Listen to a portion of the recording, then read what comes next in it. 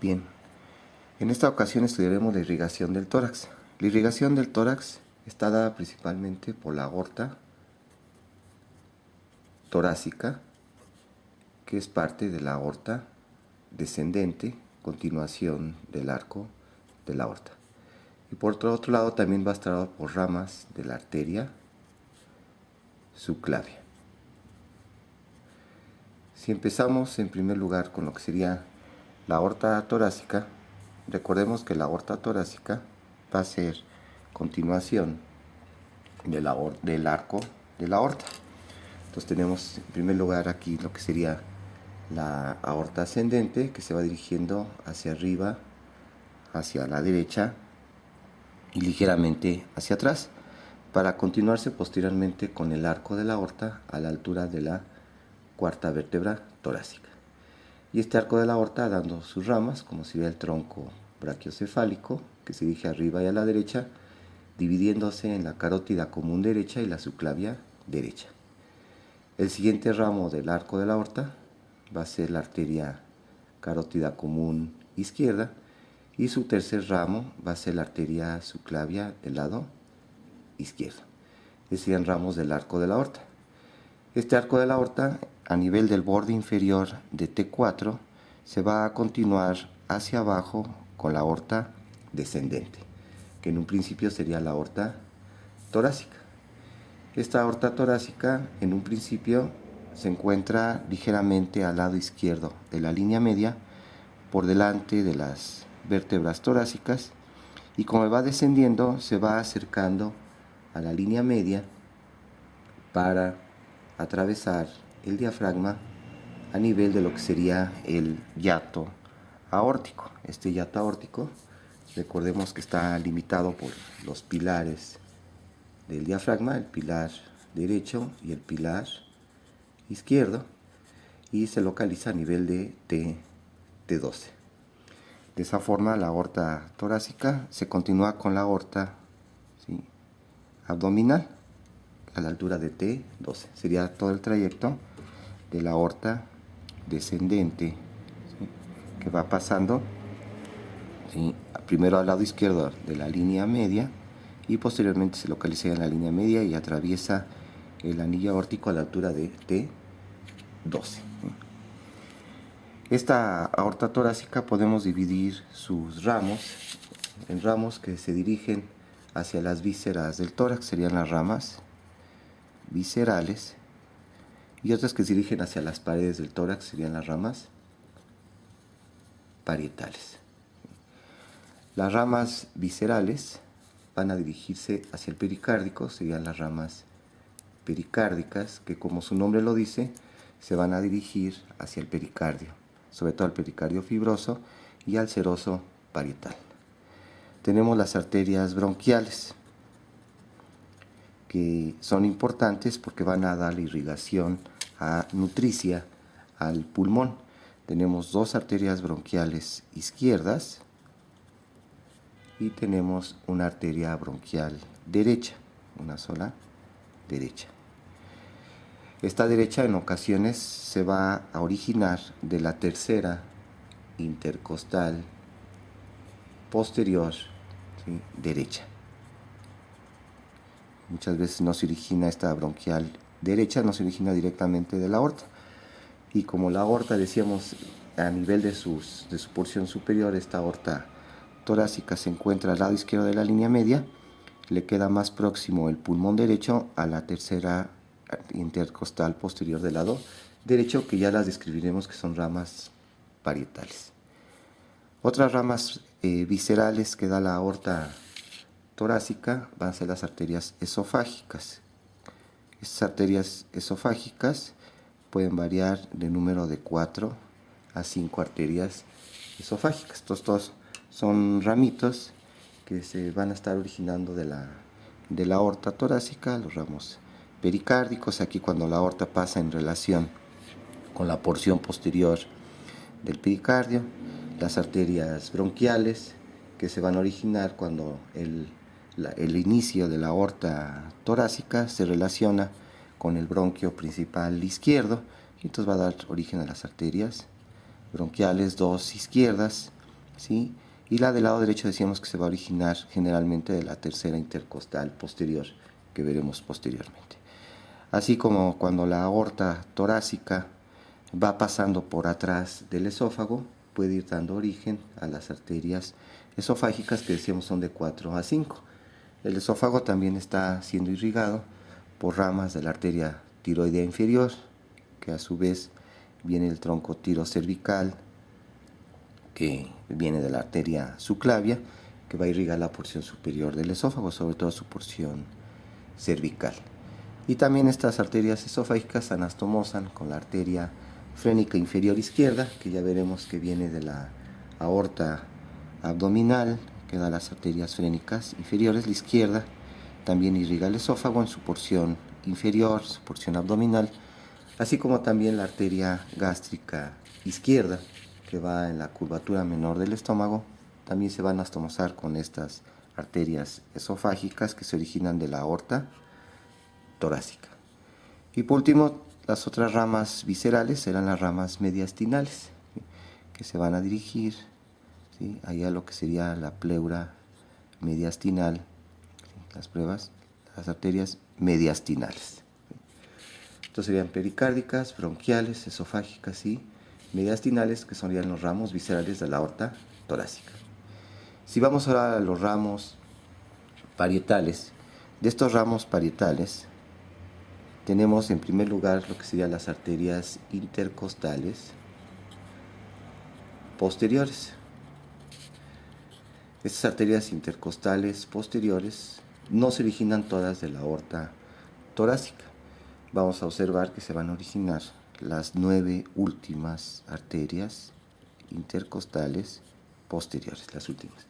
Los tendríamos esquemáticamente aquí de las caras, de la cara posterolaterales de la aorta torácica vendrían originándose las arterias intercostales posteriores, que van ahí originándose, decíamos, de la porción posterolateral de la aorta, originándose las 9 últimas, ¿sí? Entonces sería de la 11ª, sería la 11, la 10, la 9, 8, 7, 6, 5, ¿sí?, la 4, la 3, serían las que se originan directamente de la aorta. Si hacemos un esquema de un corte transversal del tórax, tendríamos aquí atrás lo que serían las vértebras torácicas, ¿sí?, con su arco hacia atrás y su cuerpo hacia adelante, limitando el agujero vertebral. Tendríamos la articulación, las articulaciones costovertebrales, ¿sí?, la costilla en su porción posterior, y posteriormente dirigiéndose en lo que sería su cuerpo en forma de un arco, dirigiéndose hacia adelante. Aquí adelante continuándose con su cartílago costal, y este cartílago costal, en el caso de las 7 primeras costillas, articulándose con el esternón. Si fuéramos del otro lado, la cabeza, el cuello, tubérculo costal, el ángulo costal, y después dirigiéndose hacia adelante lo que sería el cuerpo de la costilla. Y aquí cartílago costal. Entonces, ligeramente, si estamos en la porción superior de la aorta torácica, ligeramente hacia el lado izquierdo de la línea media, estamos en una vista superior. Este sería el lado izquierdo y este sería el lado derecho de este corte transversal.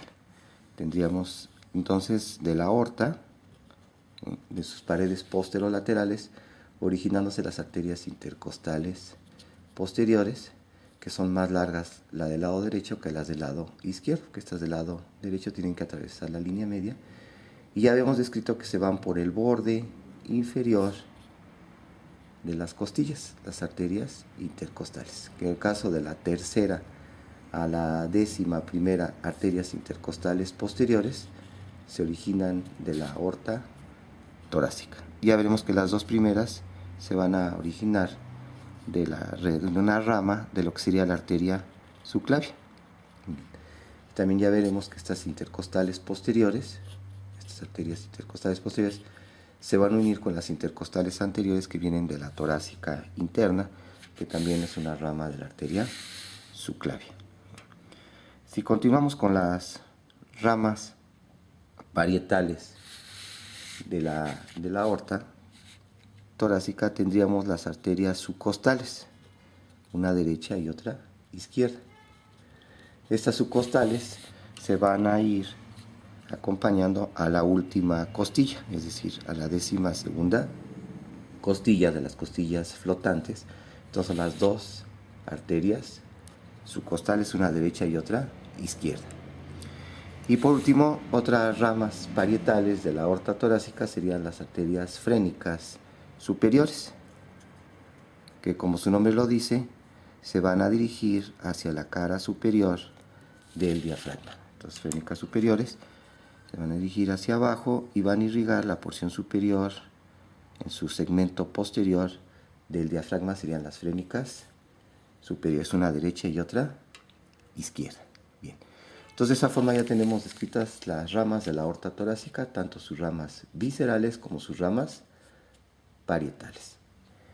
Si vamos ahora a la arteria subclavia, recordemos que la arteria subclavia tiene la característica que hacen un arco hacia arriba y van a pasar sobre la primera costilla. Entonces van pasando sobre la primera costilla y ya también cuando cruzan el borde lateral de la primera costilla, las arterias subclavias se continúan con la arteria axilar ya en la región axilar, que sería la arteria axilar, y antes de este borde lateral de la primera costilla es arteria subclavia. También recordemos que estas arterias subclavias pasan entre los escalenos, entre el escaleno anterior y el escaleno medio, y que casi todos sus ramos, la arteria subclavia los va a dar en la región que se denomina preescalénica, en su segmento preescalénico. Dentro de estos ramos preescalénicos tenemos las arterias torácicas internas. Entonces, la arteria subclavia, de sus ramos importantes que van a irrigar al tórax, serían las arterias torácicas internas, antes denominadas mamarias internas. Entonces, torácica interna. Por otro lado, el otro ramo importante que va a irrigar al tórax y que es ramas de la arteria subclavia va a ser el tronco cérvico intercostal. El tronco o arteria cérvico intercostal, que ya veremos que este tronco cérvico intercostal va a dar origen al tronco, ¿sí?, de la arteria que se llama la intercostal suprema. Va a dar origen la intercostal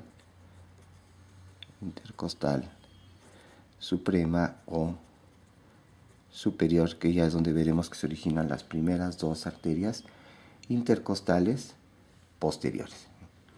Entonces, si vamos primero con esta arteria torácica interna, si hacemos una vista lateral del tórax, donde ponemos aquí lo que sería el manubrio esternal, el cuerpo del esternón y el apéndice gifoidea. Y aquí atrás, como relación, la columna torácica. Entonces tendríamos que por arriba de la primera costilla viene aquí la arteria subclavia, y esta arteria subclavia va a dar origen, en su porción preescalénica, va a dar un ramito que se va a ir hacia abajo y pasa a los lados de los bordes del esternón, a 1 centímetro por atrás de los bordes del esternón, que sería la arteria torácica interna. Aquí abajo vamos a poner el diafragma, y entonces va descendiendo la arteria torácica interna a los lados del esternón, a 1 centímetro de sus bordes esternales, por atrás de los cartílagos costales. Entonces tendríamos aquí el manubrio esternal, que se articula con la clavícula y con el primer cartílago costal, el cuerpo del esternón y el apéndice gifoidea. Vamos a poner aquí como referencia, aquí tendríamos el primer cartílago costal, el segundo cartílago costal, que recordemos que está en la unión del mango con el cuerpo del esternón, y después tendríamos el resto de los cartílagos costales de las costillas verdaderas, tercero, cuarto, quinto, sexto y el séptimo cartílago costal en la unión entre el cuerpo del esternón y el apéndice gifoides. Y ya posteriormente tendríamos las costillas falsas de la octava, la novena y la décima costilla. Entonces, por atrás de los cartílagos costales vendría pasando esta arteria que estamos describiendo, que es la arteria torácica interna o mamaria interna, que va a 1 centímetro del borde del esternón, y cuando llega al sexto espacio intercostal, ¿sí?, por abajo del sexto cartílago costal, esta arteria torácica interna termina dando sus dos ramas terminales. Va a dar una arteria que se dirige por atrás de los rectos del abdomen, va dirigiéndose aquí por atrás del músculo recto del abdomen, que va a ser la arteria epigástrica superior. Entonces, sus ramas terminales tenemos una que se va por atrás de los rectos del abdomen, que es la epigástrica superior, que tiene la importancia que se va a unir con la epigástrica inferior, que a su vez va a ser rama colateral de la ilíaca externa, y es donde se puede unir la arteria ilíaca externa con la arteria subclavia a través de la arteria torácica interna, que da la epigástrica superior, y esta epigástrica superior se une a la epigástrica inferior, que a su vez esta epigástrica inferior es rama de la ilíaca externa, que es rama de la ilíaca común, y a su vez la ilíaca común es rama terminal de la aorta abdominal, que son circulación colateral importante, como es en el caso de la coartación de la aorta. La otra rama terminal que da la arteria torácica interna va a ser una arteria que se va a dirigir, ¿sí?, en el borde costal, es decir, de la séptima, octava, novena, décima costilla, y va por el borde costal. Va a ser la arteria músculo-frénica, que sería la otra rama terminal de la arteria torácica interna. Entonces tenemos aquí la arteria músculo-frénica, que va ahí en el borde costal, acompañando del séptimo cartílago costal hasta el décimo cartílago costal. Entonces, esta arteria musculofrénica va a ir acompañando a este borde costal, y que su importancia radica en que va a dar origen a las arterias intercostales anteriores, a las últimas arterias intercostales anteriores, que sería a partir de la séptima hasta la décima intercostales anteriores. Estas arterias intercostales anteriores, de la séptima a la décima, se van a unir a las intercostales posteriores, ¿sí?, de la séptima a la décima, que decíamos vienen, estas intercostales posteriores vienen de la arteria torácica, ¿sí? Entonces está uniéndose las intercostales posteriores con las intercostales anteriores de la séptima a la décima, que vienen de la arteria músculo-frénica. Durante todo este trayecto, la arteria torácica interna va a ir dando algunos ramitos colaterales.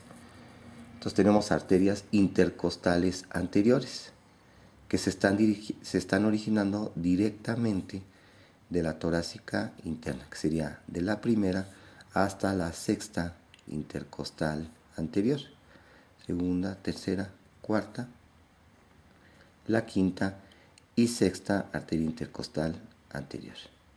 Estas se originan directamente de la torácica interna. Entonces, en este esquema tenemos aquí del este lado, teníamos aquí el esternón, y a los lados del esternón vendrían las arterias torácicas internas a 1 centímetro del borde del esternón. Este es el esternón. Entonces, como van descendiendo estas torácicas internas, van dando las intercostales anteriores, que se van a unir a las intercostales posteriores. Las intercostales, ¿sí?, anteriores uniéndose a las intercostales posteriores, que decíamos son ramas de la aorta torácica. Entonces ahí están formando estos arcos vasculares. Las intercostales posteriores son mucho más gruesas que las intercostales, ¿sí?, anteriores. Okay. Aquí se están uniendo estas dos intercostales. Bien. Por otro lado, la arteria torácica interna, aparte de las intercostales anteriores, que recordemos que van en el borde inferior de las costillas, en lo que sería el canal costal, donde habíamos mencionado que van de arriba a abajo. Primero la vena intercostal, después vendría la arteria intercostal, y muy inferior, muchas veces fuera del canal costal, en el borde inferior de la costilla, el nervio intercostal. Entonces van allí, vena, arteria y nervio, ¿sí? Otro ramo que va a dar la arteria torácica interna va a ser un ramo que se origina casi inmediatamente después de su origen de la arteria subclavia, que va a ser la arteria pericardiofrénica. Esta arteria pericardiofrénica va a descender del mediastino superior al mediastino medio, acompañando al nervio frénico. Entonces el nervio frénico desciende desde el mediastino superior, desciende al mediastino medio, a los lados del pericardio fibroso, ¿sí?, acompañado por esta arteria que es la pericardiofrénica, que va a irrigar, ¿sí?, al pericardio fibroso y también parte de la cara superior del diafragma. La pericardiofrénica, rama colateral de la arteria torácica interna. Bien. Por otro lado, decíamos que la arteria subclavia va a dar origen al tronco cérvico-intercostal. Entonces, este tronquito cérvico-intercostal también se origina de la región preescalénica de la arteria subclavia, aparte de dar aquí la arteria torácica interna, de un ramito que se va hacia atrás y que al llegar a la cabeza de la primera costilla se va a dividir en una arteria que se va a dirigir hacia la porción profunda del cuello, pero da también un ramito que se va hacia abajo, que va a ser la arteria intercostal suprema. Entonces, esta arteria intercostal suprema tiene la característica que va a dar origen a las primeras dos arterias intercostales posteriores. Entonces, esta intercostal, vamos a suponer que este fuera el tronquito, ¿sí?, cérvico-intercostal, da la arteria cervical profunda, y hacia abajo, relacionándose con las primeras dos costillas, va a dar la primera intercostal posterior y la segunda intercostal posterior.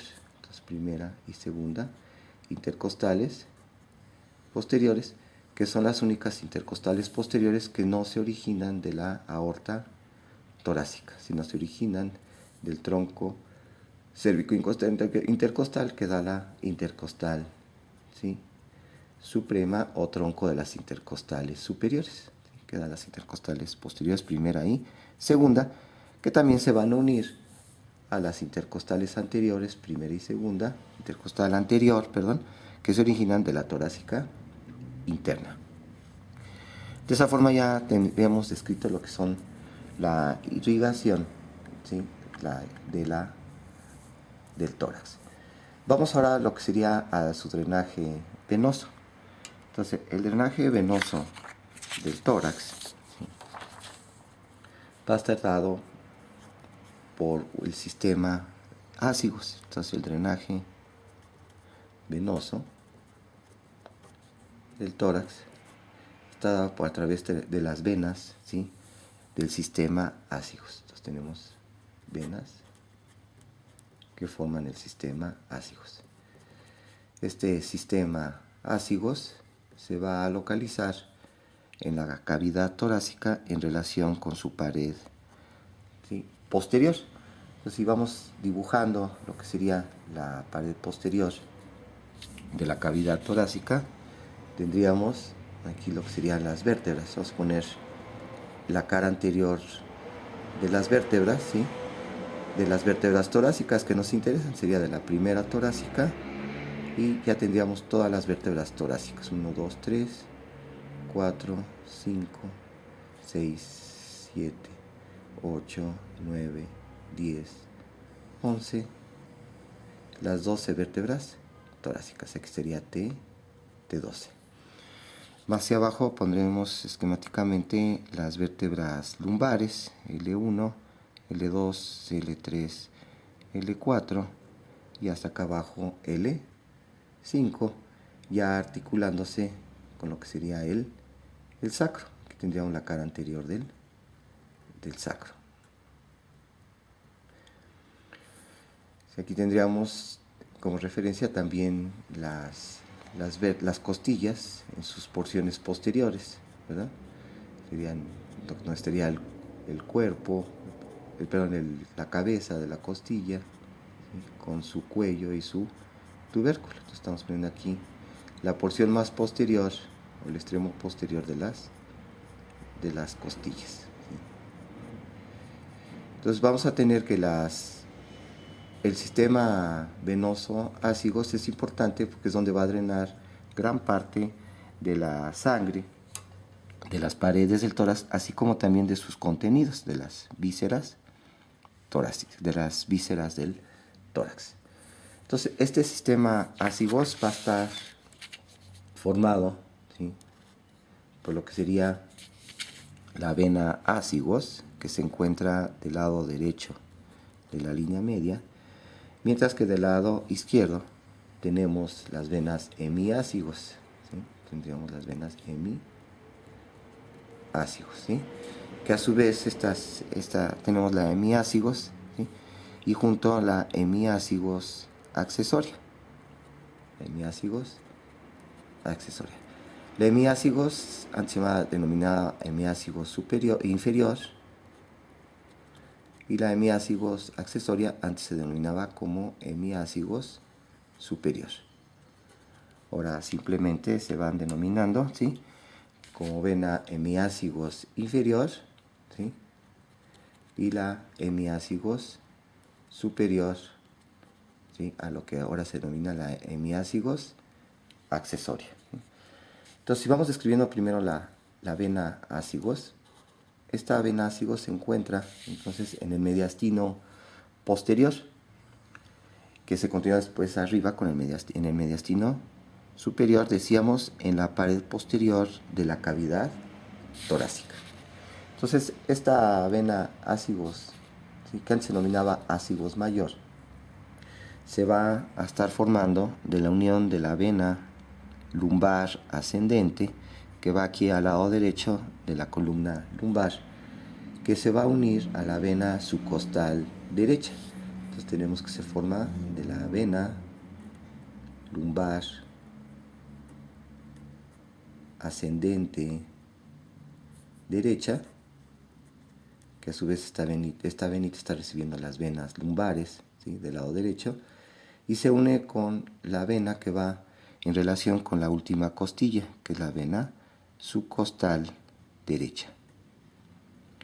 Esta unión es lo que va a formar la vena ácigos, que decíamos está al lado derecho de la línea media. Esta vena ácigos, después de formarse en este sitio, puede atravesar al diafragma, ya sea a nivel de lo que sería el hiato aórtico, que se encuentra a nivel de T12, o bien atraviesa el espesor del pilar derecho del diafragma. Posteriormente, esta vena ácigos va a ascender al lado derecho de la línea media, ¿sí?, y a la altura de la cuarta vértebra torácica, que tenemos T1, T2, T3, a nivel de T4, esta vena ácigos hace un arco hacia adelante. Va a pasar por atrás del bronquio principal derecho y después pasa por arriba de él, es decir, está sobre el pedículo pulmonar derecho, para terminar a desembocar a nivel del T4 en la vena cava superior. Entonces aquí tendríamos la desembocadura de la vena ácigos a nivel de la vena cava superior. Si hiciéramos un esquema de esta vista, viendo la vista lateral, tendríamos aquí la vena cava superior que va a desembocar al atrio derecho, ¿sí?, atravesando aquí lo que sería al pericardio fibroso, y aquí atrás tendríamos la vena ácigos, que a la altura de T4 hace un arco hacia adelante para desembocar en la pared posterior de la vena cava superior. Y va a pasar por atrás y también por arriba de lo que sería el pedículo pulmonar derecho, con el bronquio principal, con la arteria pulmonar derecha, las venas pulmonares derechas. Entonces, es la relación de lo que sería el arco, ¿sí? Sería el arco de la vena ásigos, a la altura de la cuarta vértebra torácica. Durante todo este trayecto, la vena ásigos va a estar recibiendo las venas intercostales posteriores, ¿sí? Entonces va recibiendo las últimas venas intercostales posteriores desde la quinta hasta la 11ª, 6, 7, 8, 9, 10 y 11, ¿sí? Entonces de la quinta a la 11ª venas intercostales posteriores van a ir a drenar directamente hacia la vena ásigos. ¿Qué otros afluentes parietales tiene esta vena ásigos? Va a recibir la vena intercostal superior derecha. Esta vena intercostal superior derecha se forma de la unión de las venas intercostales posteriores de la segunda, la tercera y cuarta venas intercostales posteriores. Se están uniendo para formar lo que sería la vena intercostal, ¿sí?, superior derecha, que desemboca directamente en la vena ásigos antes de que ésta forme su arco. Entonces aquí tendríamos también, decíamos, la vena intercostal, ¿sí?, superior derecha, intercostal superior derecha, ¿sí?, que se forma de la unión de las venas intercostales de la segunda, tercera, cuarta, se unen y forman este tronquito de las intercostales superiores derechas, desembocando directamente en el arco de la vena ásigos. Quedaría pendiente la primera vena intercostal, ¿sí?, posterior derecha. Recordemos que la vena cava superior se forma de la unión de lo que sería la vena brachiocefálica izquierda y la vena brachiocefálica derecha, ¿sí?, que a su vez estas venas brachiocefálicas están formadas por la unión de la vena yugular interna con la subclavia. Entonces, estas venas brachiocefálicas, en el caso del lado derecho, recibe directamente a la primera vena intercostal, ¿sí?, posterior derecha. Entonces, esta vena intercostal posterior derecha va a desembocar directamente en la vena brachiocefálica del lado derecho. De esa forma ya tenemos todo el drenaje de las venas intercostales posteriores del lado derecho, que van a desembocar sobre todo al sistema venoso ásigos, a excepción de la primera, que desemboca directamente en la vena brachiocefálica derecha, que se une con la izquierda para formar la vena cava superior.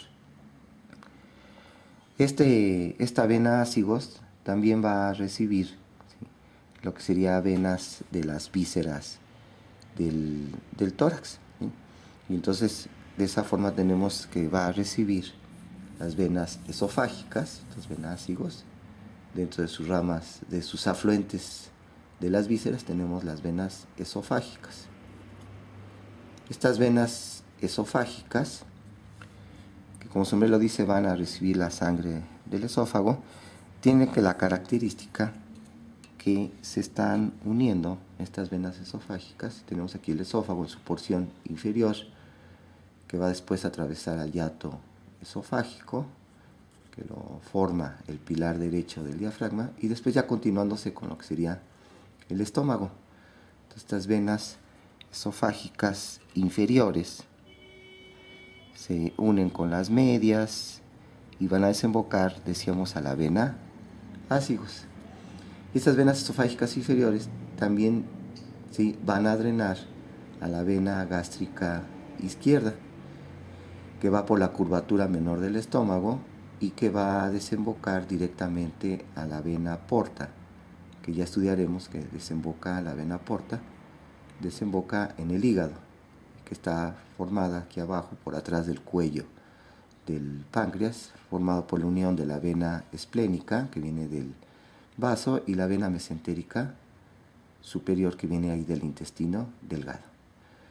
De ahí que cuando existe una síndrome de hipertensión portal, este síndrome de hipertensión portal va a provocar una estasis venosa en el sistema porta, y entonces una dilatación de la vena gástrica izquierda, que a su vez se une a las venas esofágicas inferiores, y estas venas esofágicas inferiores, junto con las medias, pueden desembocar a la vena ácigos. Entonces es donde da origen a las varices esofágicas en el tercio inferior del esófago, aquí en la unión esófago-gástrica, por dilatación, por una circulación venosa alterna, ¿sí?, de la vena porta a la vena gástrica izquierda, y de ahí a las venas esofágicas inferiores, y entonces se crea un circuito porto-cava inferior, ¿sí?, a través, porto-cava superior, porto-cava superior, de la vena porta hacia las esofágicas, y de las esofágicas a la vena ácigos, y ya decíamos que la vena ácigos desembocando en la vena cava superior. Es un circuito porto-cava superior que se establece cuando existe un síndrome de hipertensión portal, como puede ser el caso de los pacientes que tienen cirrosis hepática, y que una de las causas de muerte en estos pacientes cirróticos es la ruptura de estas venas esofágicas, provocando, ¿sí?, una hematemesis, un sangrado masivo del tubo digestivo superior. Otras venas que recibe el sistema, la vena ácigos, ¿sí?, que viene de las vísceras del tórax, tenemos las venas mediastinales, es decir, de los ramos viscerales que mandó la aorta torácica, así como también venitas que vienen del pericardio, las ramas pericárdicas. También tendríamos la vena bronquial derecha. Esta vena bronquial derecha, recordemos que la arteria bronquial derecha se era origen de la tercera arteria intercostal posterior derecha. Entonces la vena bronquial derecha también desemboca en la vena ácigos. Bien, de esa forma ya podemos pasar ahora lo que decíamos al sistema de las venas hemiácigos, la hemiácigos y la hemiácigos accesoria. La hemiácigos, antes llamada hemiácigos inferior, y la hemiácigos accesoria, también denominada hemiácigos superior. Entonces empezamos primero con la hemiácigos. Esta vena hemiácigos se va a formar ahora del lado izquierdo de la línea media, de la unión de la vena lumbar izquierda con la vena subcostal del lado izquierdo. Entonces aquí tendríamos la vena lumbar ascendente izquierda, del lado izquierdo de la columna vertebral lumbar, y se une con la vena subcostal izquierda. De la unión de estas dos venas se origina la vena hemiácigos, que va a atravesar el diafragma, ¿sí?, que lo puede atravesar también en el hiato aórtico, o atravesar al pilar izquierdo del diafragma y ascender por el lado izquierdo de la columna vertebral. Hay diferentes variantes, recordemos que el sistema venoso son los que tienen más variantes, pero más o menos aproximadamente de la novena vértebra, la vena hemiácigos va a cruzar la línea media. Entonces aquí tenemos 11, 10 a nivel de la novena vértebra torácica, cruza la línea media dirigiéndose hacia el lado derecho para desembocar en la vena ácigos. Entonces sería la vena, ¿sí?, hemiácigos. Esta vena hemiácigos entonces va a estar recibiendo las venas intercostales posteriores, ¿sí?, que sería aquí en el caso de la décima primera, la décima y la novena. Es decir, las tres últimas venas intercostales posteriores, en su gran mayoría de los casos, van a desembocar a la vena hemiácigos, que decíamos que a la altura de T9 cruza la línea media para dirigirse a la vena ácigos. A veces puede ser a la altura de T8. Son variantes de esta vena hemiácigos. Por otro lado, vamos a tener la hemiácigos accesoria, antes llamada hemiácigos superior. Esta hemiácigos superior va a estar recibiendo, esta hemiácigos superior accesoria, va a estar recibiendo las venas intercostales posteriores, pero ahora del lado izquierdo. Entonces va a estar aquí recibiendo. ¿Sí? Tendríamos lo que sería aquí de la octava, ¿sí? Octava, la séptima, tenemos aquí la sexta, la quinta, ¿sí? Aquí tenemos la cuarta, ¿sí? Venas intercostales posteriores del lado izquierdo, que van a desembocar a la hemiácigos accesoria. Esta es la hemiácigos accesoria del lado izquierdo de la línea media, y que al llegar a la altura de T8 cruza la línea media y desemboca en la vena ácigos dirigiéndose hacia el lado derecho. A veces puede ser que se une directamente a la hemiácigos y ya las dos en un solo tronco común desembocando a la vena ácigos. Son variantes anatómicas. Entonces aquí tendríamos desde la octava hasta la cuarta venas intercostales posteriores del lado izquierdo. Nos faltaría el drenaje de las primeras venas intercostales posteriores, y entonces tendríamos la vena intercostal superior izquierda, que se forma de la unión de la segunda y tercera vena intercostal posterior. Entonces, segunda y tercera vena intercostal superior izquierda va a formar lo que sería la vena intercostal superior, pero ahora del lado izquierdo, y van a desembocar, ¿sí?, directamente en la vena brachiocefálica del lado izquierdo. Entonces esta vena intercostal superior izquierda, formada de la segunda y tercera, va a desembocar directamente a la vena brachiocefálica izquierda, que decimos se une al lado derecho para formar la vena cava superior.